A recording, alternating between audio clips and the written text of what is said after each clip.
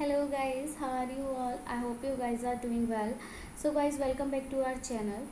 मैं केवी number 2 JLA Bareilly में as a contractual teacher work कर रही हूँ।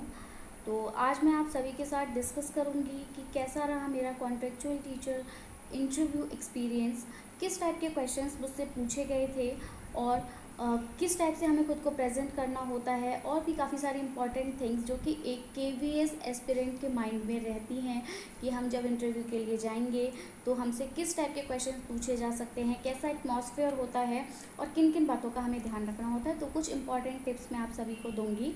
तो चलिए सेशन को स्टार्ट करेंगे। बट उससे पहले अगर आप भी कॉन्टेक्चुअल टीचर बनना चाहते हैं या फिर आप परमानेंट टीचर भी बनना चाहते हैं तो मेरे चैनल को सब्सक्राइब करें, क्योंकि एज़ मैं यहाँ पे वर्क कर रही हूँ तो काफ़ी कुछ नया सीख रही हूँ जो कि मैं चाहती हूँ कि मैं आप सभी के साथ शेयर करूँ, सो दैट जो मैं सीख रही हूँ वो आपके लिए भी हेल्पफुल रहे।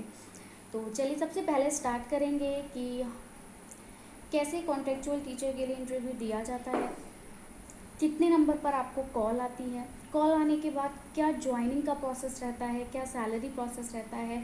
अगर मैं बात करूँ इस सैलरी प्रोसेस को लेके तो काफ़ी सारे लोग आपको बहुत मिसगाइड करते हैं, क्योंकि अगर मैं अपनी बात करूँ, जब मैंने रिज़ल्ट देखा था अपना, उसके बाद में मैंने सोचा था कि मैं ज्वाइन करूँ, तो उसके लिए मैंने यूट्यूब पे काफ़ी कुछ सर्च करा कि मैं जान सकूँ कि कैसा क्या है।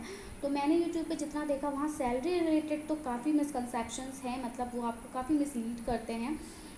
तो मेरे साथ भी वही हुआ, लेकिन जब मैं वहाँ गई तो मुझे पता चला कि ऐसा कुछ नहीं होता।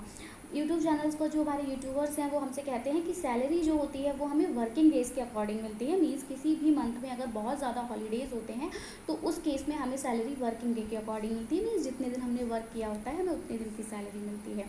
बट ऐसा बिल्कुल नहीं होता। क्या होता है इस प्रोसेस को सब मैं आपके साथ डिस्कस करूँगी।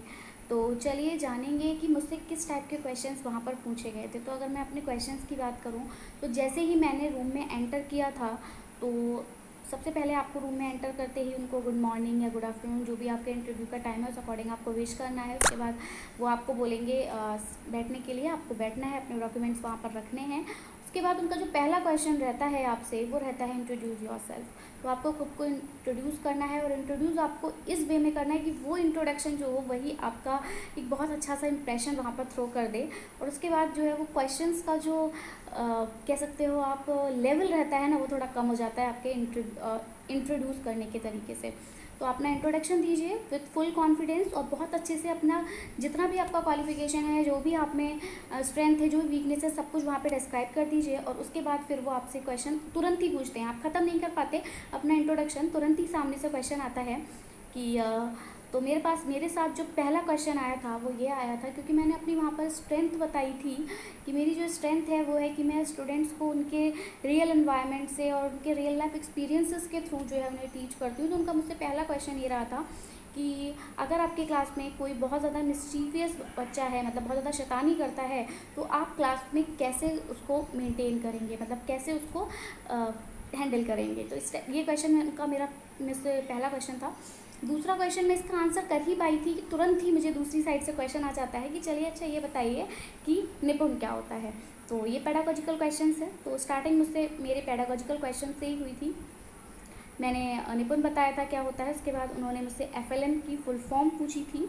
एफएलएन की फुल फॉर्म बताने के बाद वहाँ पर आपके आर्मी से रिलेटेड कोई बैठे होते हैं, तो उन्होंने मुझे से क्वेश्चन किया था कि वो मेरा डॉक्यूमेंट्स देख रहे थे, तो उन्होंने देखा था कि मेरा बीएससी जो है केमिस्ट्री में है, तो उन्होंने मुझसे केमिस्ट्री से क्वेश्चंस पुटअप किए थे। तो पहला क्वेश्चन जो उन्होंने मुझसे पुटअप किया था वो था कि what is the formula of baking soda. उन्होंने मुझसे बेकिंग सोडा का केमिकल फार्मूला पूछा था। फिर उसी को आगे कंटिन्यू करते हुए उन्होंने मुझसे वॉशिंग सोडा का भी पूछ लिया, और फिर ब्लीचिंग पाउडर। तो ये 3 फार्मूलाज उन्होंने मुझसे पूछे। फिर वो आगे बढ़े, उन्होंने देखा कि मेरे पास एमएससी भी है, तो एमएससी के फाइनल ईयर में मेरे पास जो ऑप्शनल सब्जेक्ट था वो बायोटेक्नोलॉजी था।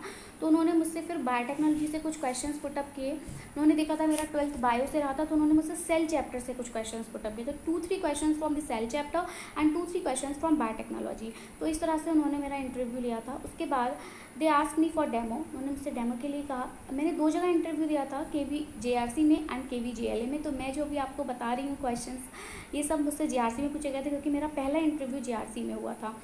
एंड तो उन्होंने मुझसे फिर डेमो के लिए कहा जेआरसी में। तो उन्होंने मुझसे कहा कि आप जो भी कुछ टॉपिक प्रिपेयर करके आए हैं उसको टीच कर दीजिए। तो मैंने केमिस्ट्री में एक पोएम वहाँ पर पढ़ाई थी, सॉरी मैंने डेमो के लिए इंग्लिश की एक पोएम 3rd क्लास की पढ़ाई थी। किस तरह से मैंने वो पोएम पढ़ाई थी वो सब मैं आपको नेक्स्ट वीडियो में डिस्क्राइब करूँगी। तो अभी के लिए इतना ही, बाकी JLA में क्या एक्सपीरियंस रहा वो सब मैं भी अब सेपरेट वीडियो में डिस्कस करूँगी। Till then, thank you and have a nice day.